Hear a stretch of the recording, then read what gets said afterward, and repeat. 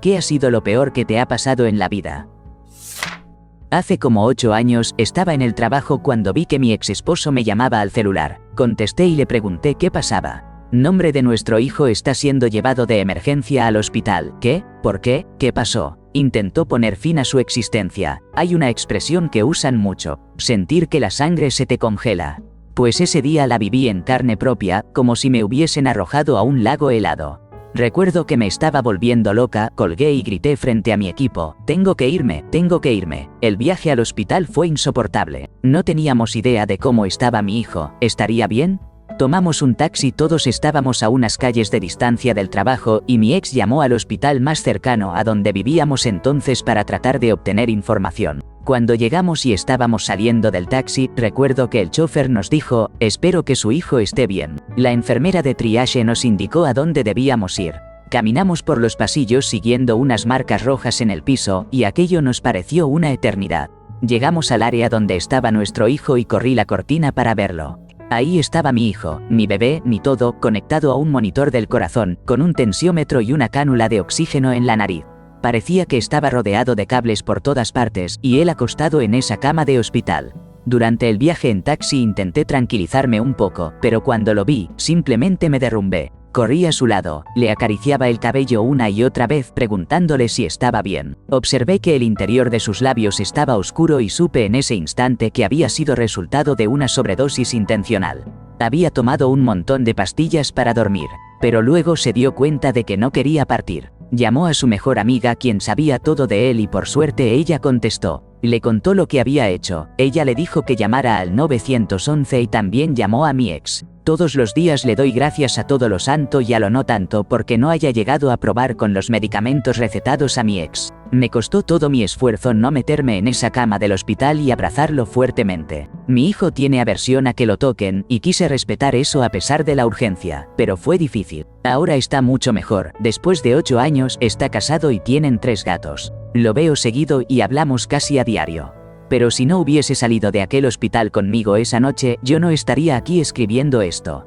Lo habría seguido hasta donde sea que vayamos después de esta vida. Él es mi hijo, mi razón para vivir. Lo mejor que me ha pasado en la vida. Sin él, mi vida no tendría sentido. Durante meses después del intento, no podía dejar de pensar en los que hubiera pasado. ¿Y si se hubiera ido? ¿Y si se hubiera ido? Ningún padre debería enterrar a su hijo. Es lo más cruel que puedo imaginar. Perder a mi mamá por COVID fue devastador. En solo 2 semanas pasó de estar perfectamente bien a ya no estar más con nosotros. Han pasado poco más de 3 años, pero esa herida todavía duele como si fuera ayer. A veces cuando algo me recuerda a ella, al hablar de ella o al ver fotos y videos antiguos, no puedo evitar romper en llanto. Ella era a quien acudía para casi todo. La persona que admiraba profundamente, el ejemplo que seguía y quien siempre lograba iluminar hasta los momentos más oscuros y difíciles. La extraño tanto que daría lo que fuera solo por tener un día más a su lado. Hace 1 año atravesaba uno de los capítulos más difíciles de mi existencia. Mi esposa, con quien compartí 12 años de vida juntos, falleció mientras yo me encontraba fuera, en un viaje de trabajo en otro país. Pasé cerca de 12 horas entre vuelos y aeropuertos. Y para empeorar las cosas, al regresar contraje COVID. Cuando finalmente enfrenté la realidad y comencé a revisar sus cosas, me topé con una verdad que me dejó perplejo. Ella había mantenido varias relaciones ocultas a lo largo de nuestra unión desde el primer día. Jamás lo hubiera sospechado. Hace 14 años, en julio, vi cómo mi hijo mayor sufrió una electrocución. Estábamos de vacaciones en una playa remota cuando pasó. Le hicimos reanimación cardiopulmonar por 40 minutos hasta que llegó la ambulancia. Y después emprendimos un viaje de 25 minutos hacia el hospital. Durante todo ese tiempo, supe en el fondo que se había ido, simplemente lo sentía, pero no podíamos rendirnos, no podíamos dejar de intentarlo. Él llevaba mi nombre y era una persona verdaderamente maravillosa. Por dentro y por fuera, un alma única, raro encontrar a alguien así. Le faltaban solo 3 meses para cumplir 14 años. Recuerdo con nitidez la vez que vi a un familiar perder la vida frente a mí. Consciente de que no había nada que pudiera hacer para salvarlo, aunque mi desesperación me impulsaba a intentarlo. Tenía una herida profunda en la garganta y el líquido rojo manaba con mucha fuerza. Terminó salpicándome por completo. Apenas tenía 13 años en ese momento. Durante casi 3 semanas guardé silencio después de aquel episodio. Aún tengo grabado en mi memoria ese sonido, un gorgoteo que infundía un terror indescriptible. La imagen de esa sangrienta escena permanece vívida en mi mente. Ahora, con 23 años, sé que jamás podré borrar esa escena tan intensa de mi recuerdo. Perder a mi mamá fue un golpe que me sorprendió mientras estaba trabajando en una ciudad a 5 horas de distancia. Recibí la llamada y manejé de inmediato hasta casa. Todo ese tiempo estuve pendiente de mi papá porque también tiene problemas de salud. Pero no derramé ni una lágrima hasta unas 10 o 12 horas después de que todo pasó. Cuando finalmente tuve la certeza de lo que había sucedido, no sé cómo logré mantenerme fuerte hasta el funeral. Al día siguiente, desperté y simplemente no pude dejar de llorar. Sentí que estaba viviendo en un mundo donde ella ya no estaba. Para mí, ella no era solo mi mamá, era mi mejor amiga. Ese día no solo perdí a mi madre, también sentí que me dejaban las ganas de vivir, mis sueños, mi fe y toda mi energía, todo desapareció. Hace 6 años, mi papá decidió poner fin a sus días con un rifle 36, un arma de gran potencia. La policía no nos permitió despedirnos de su cuerpo. El oficial que llegó comentó que era uno de los casos más difíciles que había visto, y que enfrentarlo sería demasiado doloroso para nosotros. Después, nos entregó la tarjeta de una empresa especializada en la limpieza de lugares con restos delicados o materiales peligrosos. Mi tío y yo hablamos al respecto, y los dos sentíamos una fuerte repulsión ante la idea de dejar esa labor en manos de esos limpiadores de escenarios complicados. Era nuestro hermano, nuestro papá, éramos nosotros quienes debíamos encargarnos de poner en orden su memoria. Quizás por el shock, pero se sentía inapropiado, casi una invasión a nuestra intimidad, así que lo hicimos nosotros mismos. Pasamos 3 días restaurando su hogar, reuniendo lo que quedaba de él. Esa fue la experiencia más dura que he vivido. Pero, siendo sincero, me alegra profundamente haberlo hecho y no dudaría ni un instante en volver a hacerlo. Cuando juntamos todo, lo enterramos bajo su comedero de aves favorito, le encantaba contemplar a los pájaros. Un amigo del colegio, Lee, terminó de manera trágica con la vida de su novia. Le disparó 2 veces en la espalda y 1 vez en la frente, luego pronunció con amargura: "Por fin me libré de esta maldita". Y, acto seguido, dirigió el arma hacia su propia cabeza, poniendo fin a sus días. Todo esto sucedió durante la fiesta de cumpleaños número 21 de otro amigo, en el estacionamiento de un restaurante italiano. Acabábamos de terminar de cenar y estábamos conversando sobre qué hacer después, cuando de repente se escuchó un estruendo que se parecía a fuegos artificiales. Otro chico y yo nos lanzamos rápidamente detrás de un auto para resguardarnos. Cuando la calma regresó, me acerqué al carro de Lee y vi que el suelo y los asientos estaban cubiertos por múltiples casquillos de calibre 357. El trauma me acompañó durante años. De la noche a la mañana, me convertí en un alcohólico funcional. Esa experiencia destruyó por completo a nuestro grupo de amigos y afectó profundamente nuestra salud mental. Maldito Lee. Ver a mi hijo recién nacido ser llevado de urgencia a la unidad de cuidados intensivos neonatales, y luego trasladado a un hospital infantil porque el hospital donde nació no pudo diagnosticarlo, fue algo que no voy a olvidar jamás. Dejé a su mamá en el hospital y seguí a la ambulancia. Cuando llegué, entré a la oficina de registro y finalmente me llevaron a la unidad de cuidados intensivos cardíacos pediátricos donde él estaba. Ahí, un médico me sentó y me dijo que mi bebé de apenas 4 horas iba a necesitar varias cirugías a corazón abierto. Durante 13 meses, el estado de mi hijo fue muy inestable. En octubre de 2019 contrajo COVID, pero nunca pudieron identificar con certeza qué enfermedad respiratoria tenía. Estuvo conectado a un ventilador por más de un mes, y para sacarlo de ciertos medicamentos como fentanilo y Precedex tuvieron que usar metadona y clonidina. Justo antes de cumplir su primer año, sufrió un accidente cerebrovascular y en total ha pasado por 6 cirugías cardíacas, 2 de ellas a corazón abierto. Una de estas operaciones fue tan complicada que lo llevó a un colapso justo después de la cirugía, mientras yo estaba a su lado. Esos 13 meses son, sin duda, los más dolorosos y confusos de toda mi vida. Cuando era niño, encontré el cuerpo sin vida de mi padre. También guardo en la memoria el instante en que entré a una habitación, poco después de que mi mejor amigo se hiciera daño con un arma de fuego y apretara el gatillo. Intentaba reanimar a mi padre, aunque él ya estaba frío al tacto cuando llegaron los paramédicos y tomaron el control. Abracé a mi amigo mientras su mente tardaba en asimilar que todo desde la mandíbula hacia arriba se había disgregado por las paredes y el techo. Jamás podré olvidar el frío de la piel de mi padre ni la mirada vacía en sus ojos. Tampoco el olor a pólvora quemada y carne. Tampoco la sensación del calor húmedo que se deslizó por mi costado y lo rígida que se volvió mi ropa al secarse. Recuerdo cómo apretó mi mano justo cuando el flujo finalmente cedió. Ver a mi papá sucumbir ante la cirrosis fue una experiencia desgarradora. Se extendieron 6 meses eternos entre hospitales y procedimientos, observándolo rascarse la piel hasta dejar marcas. Porque cuando el hígado deja de cumplir su función, la comezón se vuelve imposible de ignorar. Pasaba horas y horas llorando de un dolor profundo. Y yo solo podía ser testigo silente de ese sufrimiento tan intenso. No recibí ayuda, salvo de un joven con quien recién empezaba una relación. Él asumió el cuidado, desde preparar la comida, hasta persuadir a mi papá para que probara un poco, bañarlo, cambiarle la ropa y asistirlo para que pudiera recostarse o levantarse. Pero las últimas 2 noches fueron un calvario.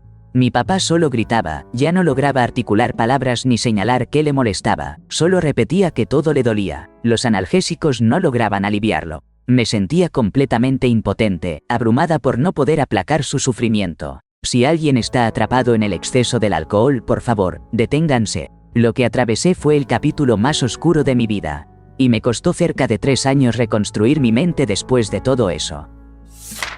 Cuando tenía 15 años vi cómo mi mamá cayó en un coma que duró 2 semanas y que finalmente terminó con su muerte. Recuerdo con mucha claridad casi todo ese proceso. Pero la imagen que más se me quedó grabada fue la de las lágrimas que se habían acumulado en las esquinas de sus ojos y se cristalizaron contra su piel. Eso realmente resaltaba la quietud tan antinatural de todo su cuerpo, ver esas lágrimas congeladas en su rostro. Incluso el agua, que normalmente siempre está en movimiento, completamente inmóvil. Fue en ese momento cuando me di cuenta de verdad, esto era el final. Ella no iba a regresar, el tiempo se había acabado, el cáncer es una maldita desgracia. La pérdida de nuestro hijo no nacido dejó una huella profunda en mi prometida y en mí. Ambos estábamos colmados de esperanza y sueños. Teníamos cada detalle planeado, nerviosos y emocionados por lo que vendría. Sin embargo, unos días antes, ella comenzó a sentirse extraña, y aquel mismo día empezó a tener un sangrado preocupante. Fue entonces cuando nos llegó la noticia devastadora. Nuestro bebé había sufrido una complicación, quedando atrapado en el cordón umbilical y perdiendo la vida en ese silencioso sufrimiento.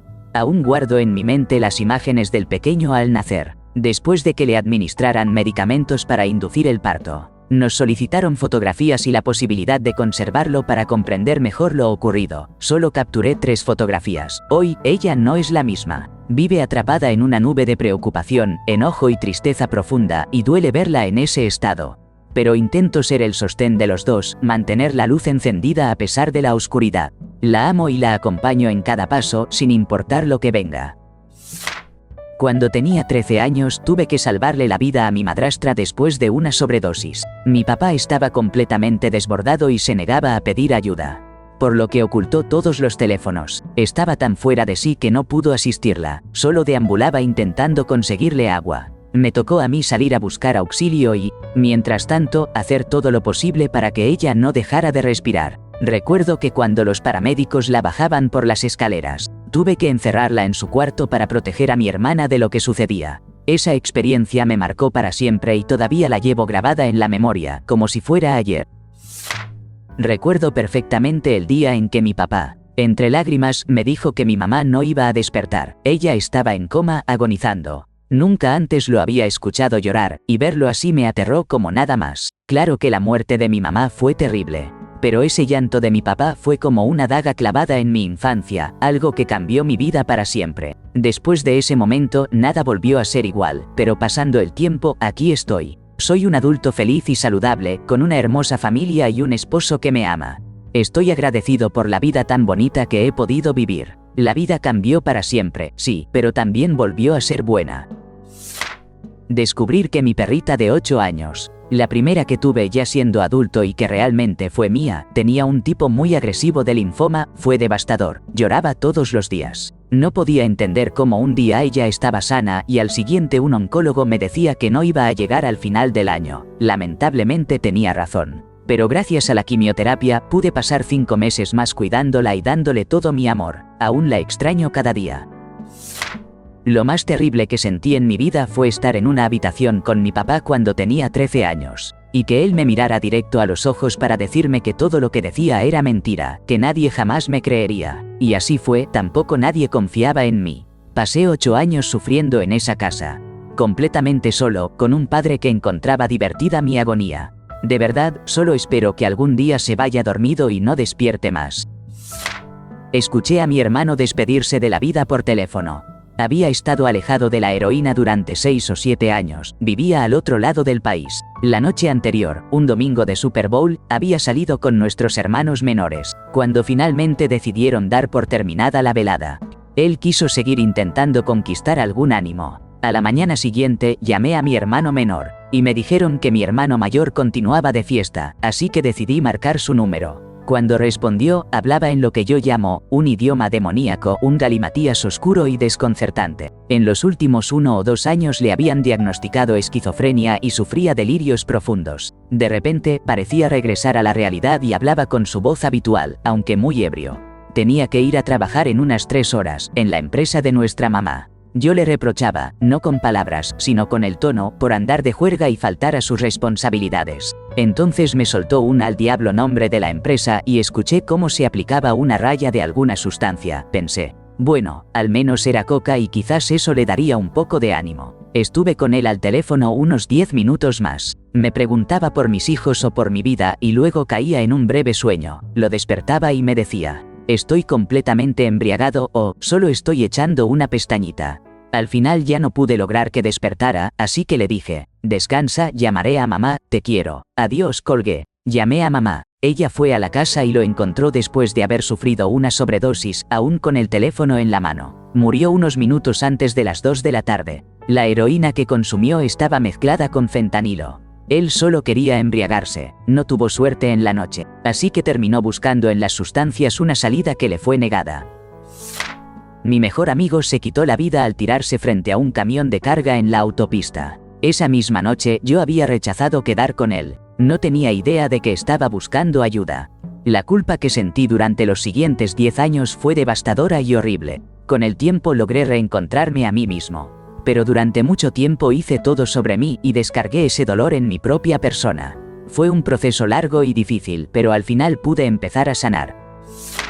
Entrar a la casa y encontrar a mi papá sin vida fue solo el inicio de una tragedia que empeoraba con cada minuto. Faltaban 2 semanas para mi cumpleaños número 16. Apenas 2 días antes habíamos tenido una pelea terrible, la peor de todas. Y aquel día, cuando me despedí diciéndole, adiós papá, te quiero, él no respondió ni pronunció palabra. Esa imagen quedó grabada como la última que guardo de él.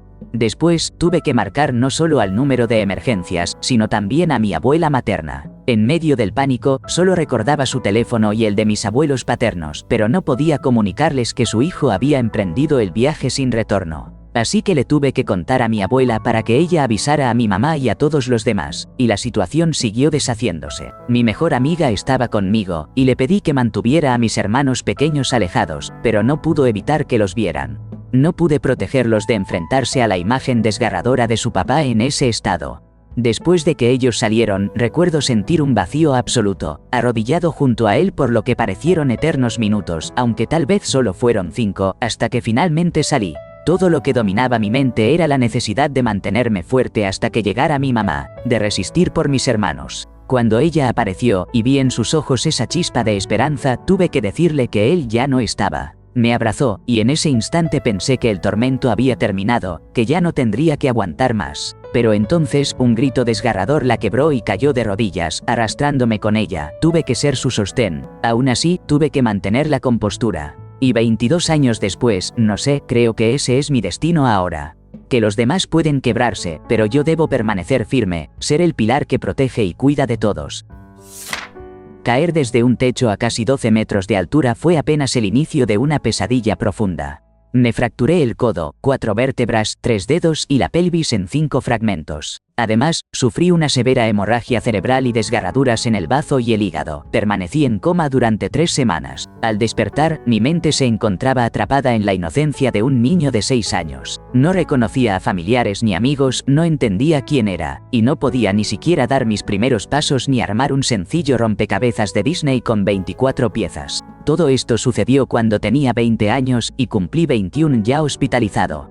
pero contra todo pronóstico mi recuperación fue asombrosa. Luego de eso, ingresé a la universidad y logré sobresalir sin siquiera abrir un libro.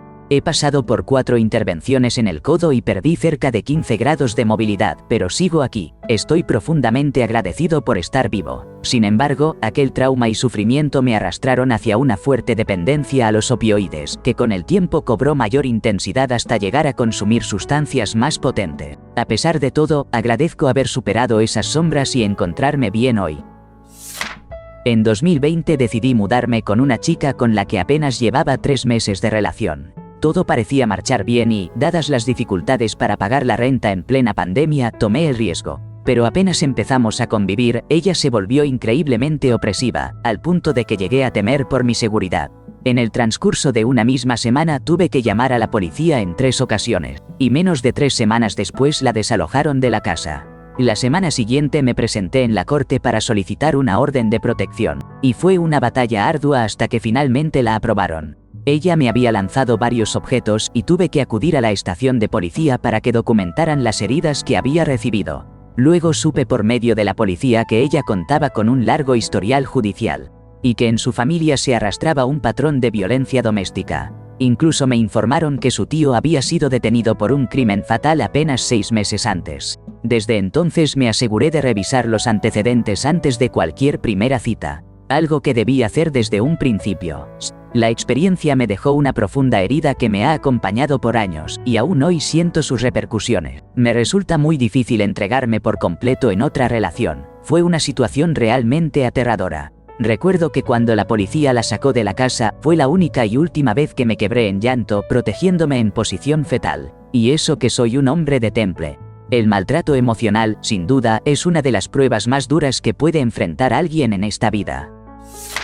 Cuando tenía 11 años, justo cuando mi salud mental comenzó a resquebrajarse tras un doloroso abuso que mantuve en silencio, apareció en mi vida un loro llamado Mango. Él se convirtió en mi refugio, en el único ser en quien podía confiar plenamente y a quien entregaba todo mi amor. A los 18, deseaba una foto con él, luciendo mi vestido de graduación, pero olvidé asegurarme de que estuviera en su jaula antes de salir hacia el baile de fin de curso. No había luz en mi habitación porque sabía que no llegaría a tiempo para su hora de descanso, justo después del atardecer. Mientras estaba con mis amigos después de la fiesta, mi mamá me llamó. Me dijo que Mango me llamaba con desesperación. Pensé que simplemente estaba molesto por mi ausencia, por no estar allí para acompañarlo en la televisión o el juego, así que le pedí a mi mamá que fuera a verlo, pero nunca lo hizo. Cuando regresé a casa, lo encontré flotando, sin vida, en el tanque de mi ajolote. El grito salió de lo más profundo y bajé corriendo con él abrazado al pecho, lágrimas que no cesaban. Me senté en el suelo, aferrada a su pequeño cuerpo, suplicándole que despertara, hablándole con ternura, asegurándole que todo estaría bien, alentándolo a abrir sus ojos, cantándole su canción preferida. Hasta que el reloj marcó las 4 de la madrugada, cuando mis padres lograron convencerme de que debía descansar y dejarlo en una caja. Al día siguiente, apenas abrió el crematorio, lo llevamos para darle el último adiós. Recuerdo que al salir, me arrodillé y lloré como nunca por mi compañero más fiel, deseando con todo mi ser que regresara a mi lado. Nunca volví a ser la misma. Él era mi todo, la razón por la cual resistía a pesar de las sombras oscuras que me visitaban en la juventud. Compartíamos el mismo mes de nacimiento, y ahora cada marzo mi corazón se llena de recuerdos, pensando en mi pequeño, en mi amigo infinito, y en el peso de mi pérdida. Vuela alto, Mango Tan, siempre serás mi hermoso compañero de vuelo. Mi mejor amigo emprendió el viaje sin retorno debido a una dosis fatal de pastillas contaminadas con fentanilo cuando tenía 22 años. Fue el 2 de enero de 2021. Nunca antes había sentido un dolor tan profundo y difícil de sobrellevar. Una mezcla de rabia, tristeza y un shock absoluto me invadió, una tormenta emocional que aún no consigo domar. Él era esa persona que siempre me acompañaba en todas las vacaciones familiares. Estábamos tan unidos que muchos pensaban que éramos pareja. Ahora, cada vez que regreso a casa, no sé a quién llamar para salir o simplemente compartir un momento, y ese hueco en mi pecho permanecerá para siempre. El año pasado, su papá también partió y su mamá es la única que queda. Esa realidad me destroza el alma. Fui víctima de abuso por parte del único hombre en mi vida al que siempre había considerado un hermano. Eso ocurrió cuando estaba en casa con mi mamá y mi hermana y la puerta de mi cuarto estaba abierta. Era la primera vez que me embriagaba en mi propio hogar, y justo cuando estaba demasiado afectada para moverme o hablar, él se aprovechó de mí. Aunque no podía pronunciar palabra, entendía perfectamente lo que estaba sucediendo. A la mañana siguiente, me invadió un profundo sentimiento de culpa por haberme dejado llevar hasta ese estado, así que le escribí a mi novio para confesarle que había estado con otro hombre. Su respuesta fue que olvidara su número.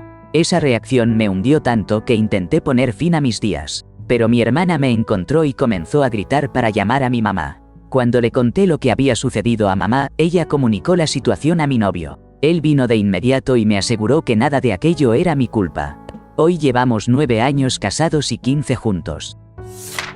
No fue de las peores historias que he leído aquí, pero sí recuerdo con mucha claridad los últimos momentos de mi abuelo. Él falleció por COVID después de estar casi 20 días en coma inducido médicamente. Apenas lo ingresaron, lo intubaron y siendo un paciente de alto riesgo, la situación era realmente grave. Nunca voy a olvidar el dolor profundo de ver a mi tío cargar en una bolsa la ropa con la que mi abuelo llegó a urgencias. Ese silencio que se sentía era ensordecedor, como si el tiempo se hubiera detenido. A veces no sabemos cuándo será la última vez que hablaremos con alguien, por eso insisto, sean amables, abracen a sus abuelos si todavía los tienen cerca. Les envío mucho cariño a todos los que leen esto. Quizás esto no se compare con algunas de sus historias, y seguro que tendré otras vivencias que superen esta, pero despedir a nuestro perro fue algo que me marcó profundamente. Despertar por la mañana, ver su rostro y entender que hoy sería el adiós. Conducir junto a él hasta la casa de mi suegra. Caminar con él al patio trasero donde habíamos preparado su cama y sus premios especiales para ese último día. Sostenerlo en mis brazos y sentir cómo soltaba su último aliento. Ese perro me salvó la vida y yo no pude evitar que terminara el suyo. Mi mamá tuvo cáncer durante mi segundo año de universidad. No me di cuenta de lo grave que estaba hasta que llegué a casa y la vi. Ni siquiera pudo levantarse del sofá para recibirme. Estaba tan delgada que apenas la reconocí. Nadie en mi familia me había contado lo rápido que estaba empeorando. Porque tenían miedo de que eso arruinara mi experiencia universitaria, algo por lo que mi mamá se había esforzado tanto para darme. Ella falleció 13 días después, justo el Día de las Madres. Mi esposo, que en ese entonces era mi prometido, y yo habíamos ahorrado y esperado durante meses para tener un corgi. Teníamos fotos de cómo iba creciendo, ya teníamos todo listo para él, desde su camita hasta sus juguetes, y hasta habíamos elegido el nombre. Durante semanas contamos los días en nuestro calendario y en los teléfonos, con la ilusión gigante de finalmente llevarlo a casa.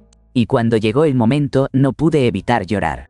El viaje de regreso duró unas 3 horas. Y pobre del cachorro, se mareó y le dio náuseas en el coche. A mitad de camino paramos en casa de mi ahora suegra para darle un descanso.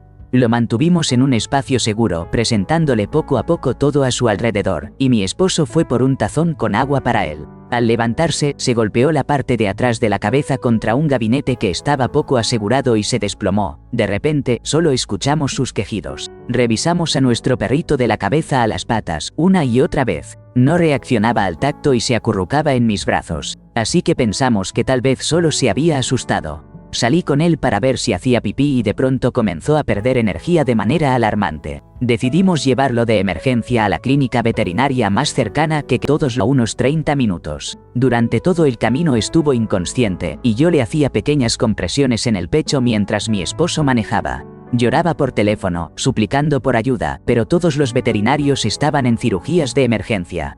Cuando finalmente llegamos, hicieron todo lo posible por salvarlo, pero ya no fue posible. Pasamos días encerrados en cama, completamente devastados y en shock. Fue la experiencia más dolorosa de mi vida. Y hasta tuve que recurrir a terapia EMDR para poder procesar todo lo que aquella noche nos arrebató.